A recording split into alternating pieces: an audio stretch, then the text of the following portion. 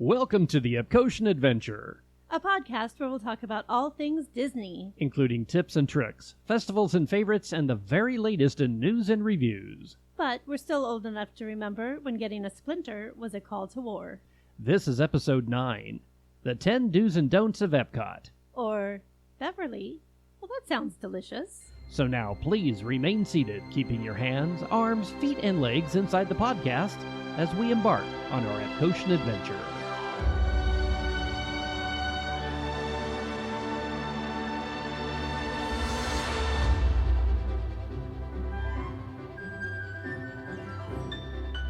Howdy, folks, and welcome to episode 9 of the Epcotian Adventure. I'm Rod. And I'm Sue. And today we're talking about the 10 do's and don'ts of Epcot. Now, these are our 10 do's and don'ts, and we've been known to break a few rules, so... Yeah, we kind of do that every time, but with good reason. We had reasons behind those. As Barbosa would say, these are more guidelines than rules.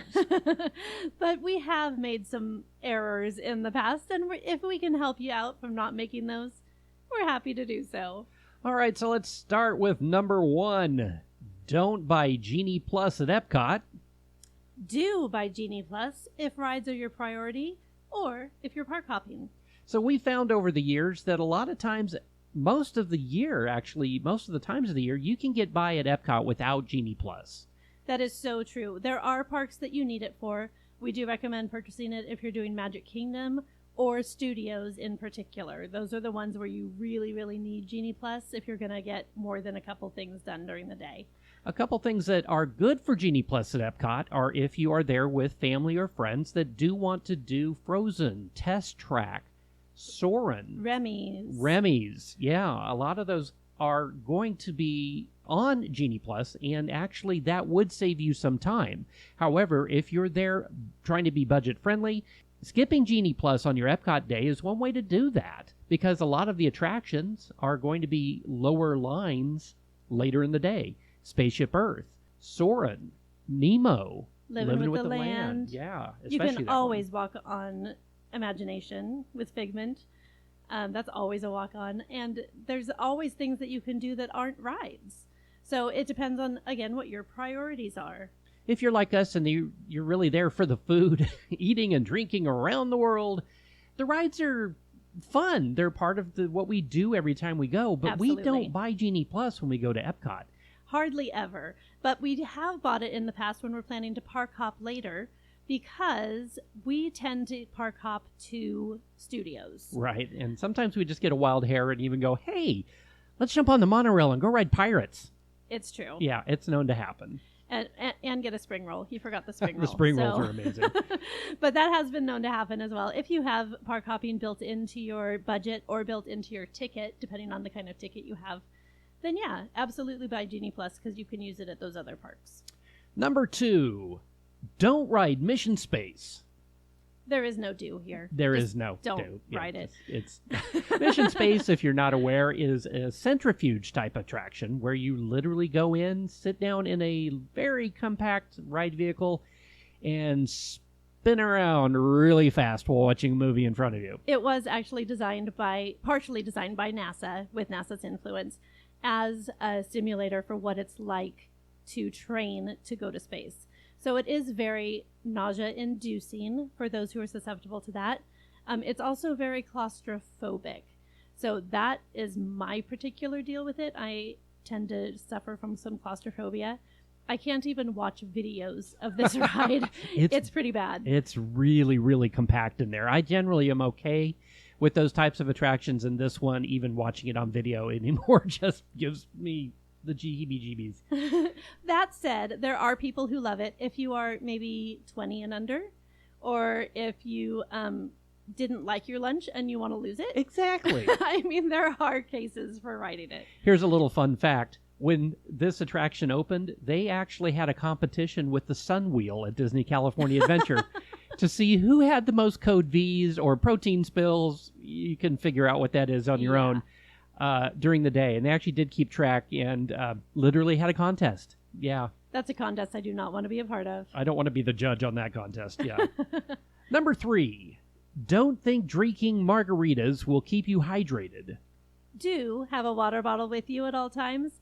And do you use Liquid IV or a similar product? We always take Liquid IV with us. It comes in multiple flavors. It's in a little packet that is okay to take through security in your carry-on. It's a powder, yeah. And there are other variations of that. We just prefer Liquid IV because of the flavors. And it has 3 times hydration over regular water, which is just a great thing when you're walking through Epcot.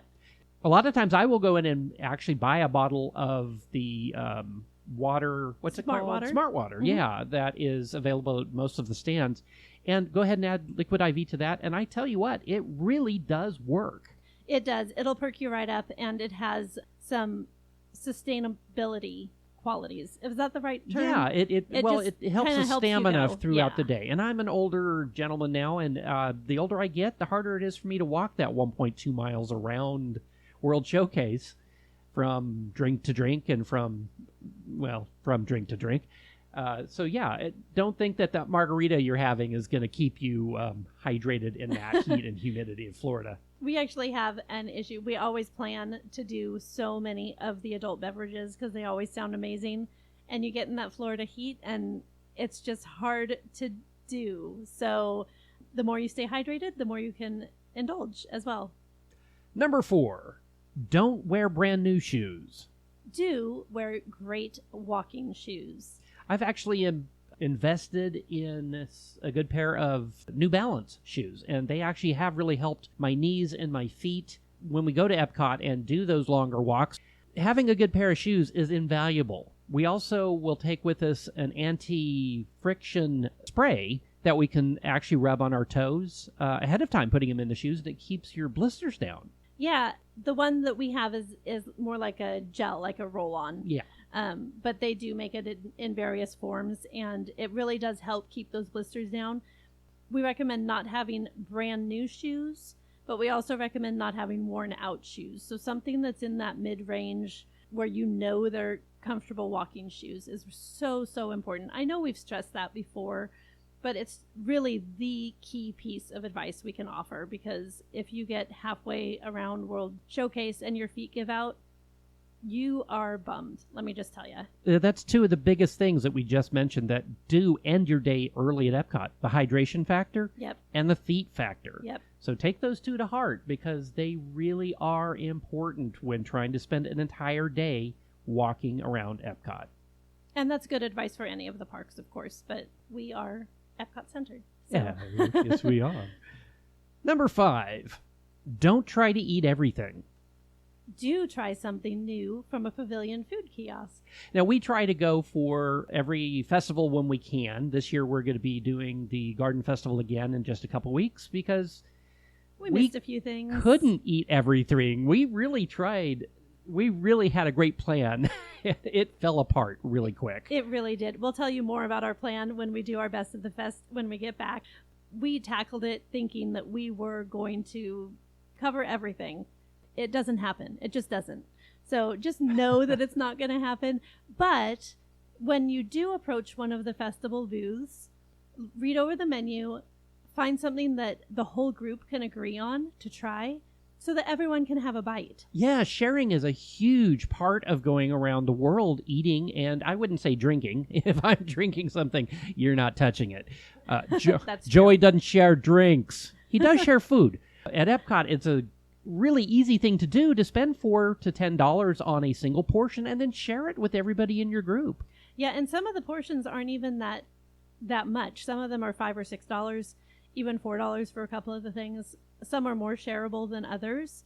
But this is such a great way to try something new. So don't be afraid. Like if you see on the menu and you're like, well, I don't always like basil, or I don't always like cherries, or whatever the ingredient is, but the rest of it sounds interesting, try it. You just never, unless you're allergic, please don't put yourself in danger. But if it's something that just sounds interesting, please give it a try, because it's such a great way to expand your palate and find things that are unexpectedly delicious.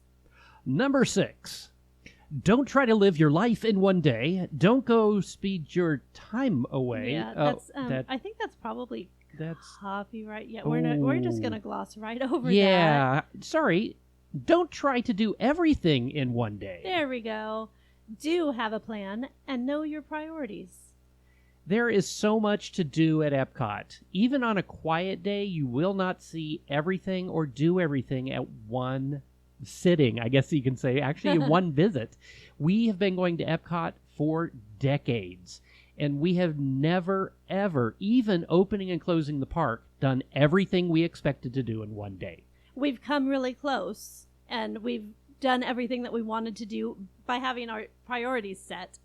But if we'd gone out in without a plan at all, there's no way, because we would have just gotten distracted by shiny things and done whatever was in front of us, and then missed out on some things at the end. Here's something that a lot of people don't realize. Epcot was originally intended to be 2 separate parks.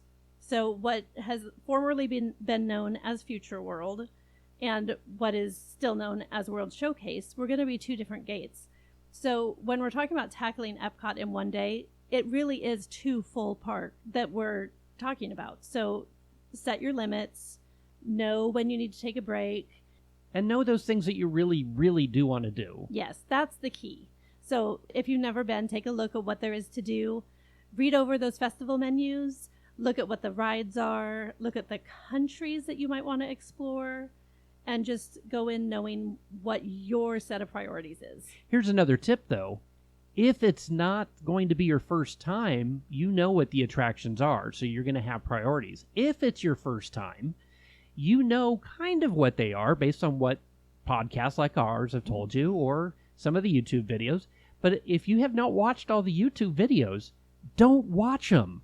Let it be a surprise. Spaceship Earth, Living with the Land, Frozen, Test Track. Let it be unique and fun and a first-time adventure for you.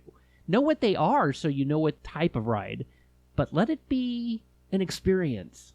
Remy's is another good example of that. Don't watch the video. Ride the ride. For sure. That's a great example. Number 7, don't schedule a sit-down reservation during festivals. Do schedule a sit-down reservation during festivals. Well, I just said don't. Yeah. Okay, so here's the thing. We have a bad habit of scheduling a reservation at one of our favorite restaurants or sometimes even a new restaurant. We're going to be doing that more and more now so that we can do some reviews of those places. But we find that we're canceling the reservations because the time that it rolls around, we've already eaten around the world and we just can't fit any more food in us. However, it is such a great idea, especially if you're in one of the warmer months, which is like all of them. It's a great idea to have a plan to have a set time when you are going to go and get to sit down, rest your feet in air conditioning. That's huge. Being able to get out of the heat and humidity. I mean, we talked about the hydration factor. A big piece of that is literally getting out of the heat when you can. And having a reservation at some place like Coral Reef or San Angel inside the Mexico Pavilion or any of the other inside restaurants. Via Napoli, yes. There's lots of choices that will get you into that AC and out of the sun. A couple of locations you need to be aware of that do have outside seating. So if you have a reservation, you could be outside. Would be the Rose and Crown in UK, La Hacienda in Mexico, and Spice Road Table in Morocco. Right. Now these are still covered. So you won't be in the direct sun, and it'll still get you off your feet. You'll be in some great shade next to the water, which is a good option. But it's not quite the same as being indoors and out of the sun completely. So we like to schedule that for ourselves. There are times when we do cancel that and don't use it. So that's where the don't part comes in. Always keeps us making those reservations. Yeah, the do actually keeps you focused in that you know you have a time to be somewhere. Yes. And you know you're going to be in the air conditioning. It's kind of a good, hey, let's keep going because at 4 o'clock we know we get to sit down inside Mexico. Yeah, exactly. Now, we don't recommend staying for a prolonged amount of time. 1, it's a time suck. It's going to eat up a lot of your day. And 2, you don't want to take up a table reservation that someone else could be having if you're just going to sit down and get an appetizer and drinks or something. Yeah, those servers that are cast members are working for a low wage and tips. Yes. Jamie, we're talking about you again. Sorry. We love you. We love you, Jamie. Yeah, please just be time sensitive and know that if you are just using it as a break to get out of the sun and sit in some AC, that you're not taking up the table for very long. Number 8. Don't think you can walk into a restaurant at feeding time. Do plan to eat at off-peak times. Feeding time is the same for everybody, really. I mean, the lunch hours are like 11 to 1, dinner hours sometimes around 5 to 7. If you think you're going to take a family of 6 into one of these restaurants or anywhere, really, you're going to be sorely disappointed. Now, again, if you don't have a reservation for a sit-down, we're talking about those walk-ups, but those walk-ups can get massive lines in those time periods. And even mobile ordering. When you mobile order for a Disney restaurant, it's going to be those walk-up locations. It's not going to be one of the sit-down restaurants. So you are selecting a time window. And some of them are going to say, like, now to 2 hours out. Or it's going to give you a time window, what's the next available. You select the time that you want, but if you try to book at 11 o'clock for an 11:30 lunch, you're going to be out of luck, even mobile ordering. Here's one of those fun facts about Epcot, though. Some of the reservations that you can get for the sit-down restaurants, you can actually get right up until park close. I've actually had a reservation at 9 p.m. for the Teppan restaurant in Japan. That's going to take 2 hours. Yeah, we got out about 10:30 that night and walked through the park in dead quiet. It was awesome. That is a great, great tip. And the same is going to apply. This is a little off track, but the same is going to apply for rides. You can walk into a queue for a ride at park closing, not after, not even a minute after, but as long as you're in the queue at park closing, you will get to ride that ride, even if the line is still 30 minutes long. Now, if that attraction breaks down, you're out of luck. You're out of luck. One thing I do want to mention, too, while we're on this subject of reservations, they have recently changed the policy. It used to be you had to cancel 24 hours in advance or you were charged. Something that's a little different about making a Disney reservation is you do reserve that spot with a credit card. So whatever card you have on file, they're going to charge you if you don't show up. And it's, what is it, 15 per person? I believe it's 10 per person 10 per still. person. Yeah. So, but they have recently changed that. So it's not 24 hours in advance that you have to cancel that anymore. It's now 2 hours in advance, which is a huge, huge difference. So just keep an eye on the clock. Again, if you're eating yourself around the world, make sure that you're keeping an eye on that and know your limits, know if you're going to use that reservation or not, so you don't get stuck with paying for a reservation you're not keeping. Number 9, and this is an important one, don't be tricked into trying Beverly. Do visit Club Cool and find a new favorite. There's a lot of really fun international flavors of Coke products at Club Cool, which is actually a Coca-Cola sponsored part of the Connections area over in the center of World Celebration. Now, if you don't know, it is sort of like a storefront. It is connected over to the shop and the eating area. They have a fountain, or several fountains actually, in there where you can try international flavors of Coke. And it's free. And it's free, yes. And they're just small little, like 2-ounce tastings, basically. One of them is called Beverly.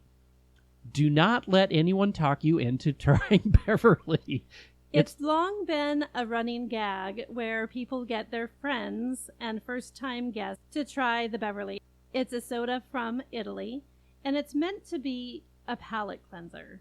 It's not meant to be delicious, and it's not. It's actually bitter and disgusting. It tastes like bad mouthwash. There's no nice way to put it. There's really not. It's gross. And once in a while, you'll have somebody go, "Ooh, Beverly, I love this." They're warped. There's no redeeming quality of this beverage. And they're trying to trick you. There's no way they actually like it. So all they're doing is trying to get you to try it. So it's just like any Coke machine that you would see in a fast food restaurant where you go up and you serve yourself by pressing the little button, but they're all international flavors. So the ones that they do have, they have Viva Raspberry, which is just like you would think it is. It's a raspberry flavored soda.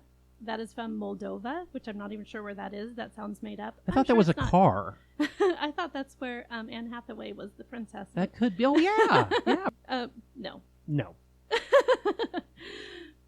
From Russia, they have Sprite cucumber. I love that one. Oh my gosh. It's my favorite. It's just like Sprite, but there's a hint of cucumber that makes it just this fresh, delicious. Oh my gosh, it's so good. I don't know why they don't serve that in the land pavilion. Right? They really should. They should sell that one for sure. Yes, I agree. Next is from China, and it's the Smart Sour Plum. Okay, now this one is very diversive because we have good friends who love this one. They're slightly nuts because it's gross.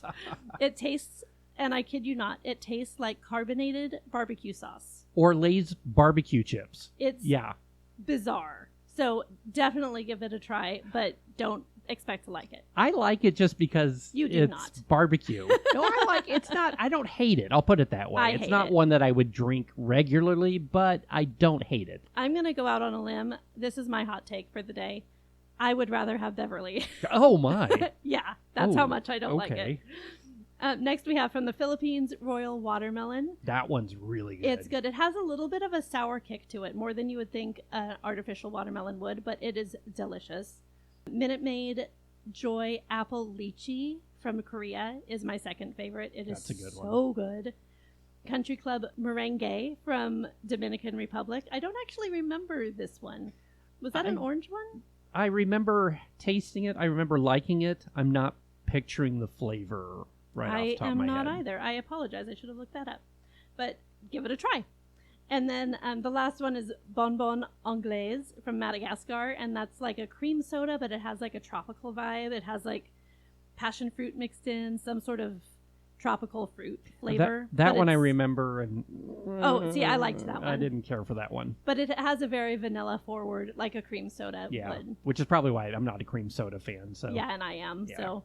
But yeah, they're super fun to give a try. All of the different stations have the exact same assortment, so whichever one you get up to first, it's going to be the same all the way down the line. So just give it a try. We recommend doing this in the middle of the day when it's super hot, but that's can also be when it's very crowded. But it's just a fun way to spend a little afternoon. But don't let anyone trick you into the Beverly. Number 10. Don't head to the Skyliner if you hear thunder. Do head indoors. So when the Skyliner is running, it will run all day long, usually with no issues, but weather will shut it down. Lightning, high winds, even heavy rain can shut down the Skyliner, as we found out on our last trip. Yeah. Thank heavens we headed for our car and not the Skyliner, which was our first thought, because by the time we got to Hollywood Studios from Epcot, the Skyliner was down. Closed. If you are planning to park hop at that time and you're already headed out, head to the monorail instead of the Skyliner or even the buses. Yeah. Neither one's going to stop for weather, so you're going to be fine. Now, if you are stuck in Epcot and it does start to rain, there's a lot of really good places to head indoors. If you're over in World Nature, the Land Pavilion is huge inside, can accommodate a lot of people, and has attractions. It has some of the best attractions, too. It's got Soarin', which we've talked about in the past, which is the hang glider style where you see sights from around the world. It's got Living with the Land, which is one of our favorites. It's even got It Sucks to Be a Human. I don't think that's the actual name of it. Is that not what it's called? The message it says is relevant to today. It is. In that, there is climate stuff going on. That yes. It's happening. But it's only about 10 minutes. And if you are in there and it's raining, give it a shot. There's also Sunshine Seasons is in there. So if you want to sit and grab a cup of coffee or get your lunch at that time. It's a nice big area with a lot of seats, and it is a great place to just sit and wait for the rain to let up. There's also a fuel rod location upstairs at the exit. So if you need to recharge your phone and your fuel rod is out of fuel, you can swap that out and charge your phone while you're waiting. If you're in World Celebration, go ride Spaceship Earth. Just even waiting in line, most of it's underneath the big golf ball. It's not a golf ball. Underneath the geosphere that is Spaceship Earth. And once you're inside, it's a nice long ride. And when you exit into an air-conditioned building. And there's stuff to do inside that air-conditioned building. There's all kinds of interactive things. They've changed quite a few of those things, I think, since the last time we actually stopped and looked at what they were. That is true. If you're just stuck in the rain, that's a good place to be stuck. Absolutely. At least there's something to do to entertain. Another option would be to head into the Odyssey. That's the big sort of octagonal shaped building as you're headed into World Showcase. So sort of on the border there. But it's a big location. There's lots of seating. There's usually a festival location in there right now for food and garden. Dang it. Flower and garden. I always try to get the food in there. Food and garden's right. Food, wine, and garden. That's about what it is, yeah. Right now for flower and garden, they do have one of the locations in there. Citrus Seasons is in there. It has one of our favorite things that you'll hear about when we get back. Right. But there's also merch in there. You can do a little shopping. There's photo locations. There's seating. It's a great place to just hang out for a little bit. If you're World Showcase, the Mexico Pavilion is a great place to go into and hang out and get out of the rain again, because they do have an attraction, and it's nice, big, and indoors. And lots of shopping as well. And speaking of shopping, one of our favorite places to hang out in the rain is Mitsukoshi. We love Mitsukoshi. It's been around since the 1600s, I do believe, Not according at to the Epcot. sign. The Epcot location hasn't been around since the 1600s. No, I'm pretty sure that's the first one. That's no. But the actual one in Tokyo has been around for that long. We actually went and visited Mitsukoshi on the Ginza in Tokyo. It was pretty terrifying. It was terrifying. It's controlled chaos. These lovely, lovely Japanese people know exactly what they're doing as they walk through the store, where they're going, what they're looking for, and how to get there. And us poor little tourists felt like Frogger in the freeway. And we actually were in there for about 15 minutes, went, yay, let's get out of here. Yeah, I mentioned before that I'm slightly claustrophobic. It's probably a little more than slightly. But being in there with all the people and the closed spaces, and I literally just put my head down, grabbed onto the back of Rod's jacket, and let him lead me to an exit because it was scary. That said, Mitsukoshi can get a little crazy as well at Epcot, but it is fun. It's a Japanese department store. It's at the back of World Showcase, so if you're anywhere between Germany and France, it's a great place to head to if it starts to rain. If you're on the front side, Mexico. And Mitsukoshi also has a bunch of really fun international snacks, things that you can buy that are imported from Japan, that are things that they enjoy, things like dried squid and little tiny crabs in a bag, but also fun things like Pocky and haichu. Haichu, that's where I was going to say. I love the haichu. Oh, and they have all kinds of flavors that you can't usually find here. So there are a lot of fun things. That's also where you can find Totoro merchandise. I love Totoro. So that's our top 10 of the things that we recommend not doing and conversely doing at Epcot to make sure that you have the best day ever. Remember, these are our top 10. If you've got some suggestions on things to do and don't, leave them in the comments. We would love to see what we've missed. And this is not the only one of these we're going to do. We'll come back with more top 10s of things to do and don't. Do not do. Right. Do, don't, and don't do. Yes. We need conjunction junction here, don't we? That's the function. Before we go, we'd like to thank our friend, an old Disney cast member buddy of mine, Andy Apodaca from the Palm Springs Linguist, for his support. If you'd like to see some great videos on Disney culture, cast member life, theme park history, and just language in general, head on over to Andy's YouTube channel. That's the Palm Springs Linguist on YouTube. We'd also like to thank Ken and Lynn at the Sweep Spot podcast for their advice in getting this podcast started. They can be viewed on YouTube and at thesweepspot.com. We'd also like to give a big thanks to our social coordinator, Riley Piper, audio engineers, Joey Humphrey and Paul Trett, logo artist, Evan Piper, and, of course, thank you, Phoenicians. Thank you, Phoenicians. Also, don't forget to like, subscribe, rate, and review. It really does help folks find us. Thanks for coming along with us on this Epcotian Adventure. I'm Rod. And I'm Sue. And we'll see you in line.